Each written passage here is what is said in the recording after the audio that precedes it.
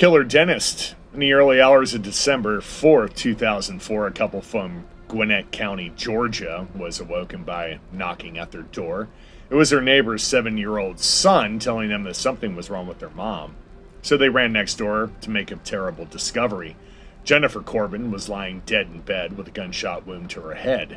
Authorities responded to the frantic 911 call and discovered a .38 caliber pistol in the bedding. On the bed was a stack of documents relating to her divorce proceedings from her husband of 8 years, Bart Corbin.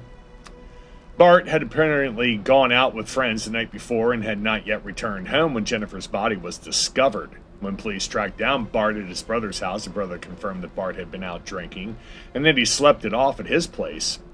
Investigators observed no blood on Bart's clothing, and tests for gunshot residue came back negative. The autopsy, however, revealed that the bullet had severed Jennifer's brainstem, resulting in the loss of all motor function. It meant that it would have been impossible for her to place the gun where it was, underneath her and the comforter. So, when the gunshot residue test that was conducted on Jennifer's hand came back negative, her death was ultimately ruled a suicide or a homicide. Around this time, authorities received a call from a woman who claimed her daughter, Dolly Hearn, had been found dead in June of 1990, having sustained a single gunshot wound to the head in an apparent suicide. This shortly after having rejected a marriage proposal from Bart, who attended dental school with her. Dolly's death was re-examined, and blood spatter experts determined that Dolly could not have possibly shot herself from the position from where she was found. She also tested negative for gunshot residue, while the gun itself had been wiped clean of any prints. The motive for the killing, both Jennifer and Dolly, was likely to have been the same: their rejection of Bart.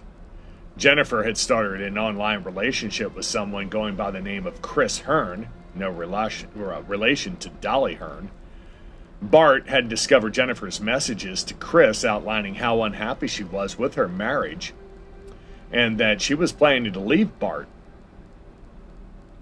When Bart saw the name Hearn, he assumed it was more than just a weird coincidence. Investigators subpoenaed all the people who were with Bart the night of Jennifer's murder.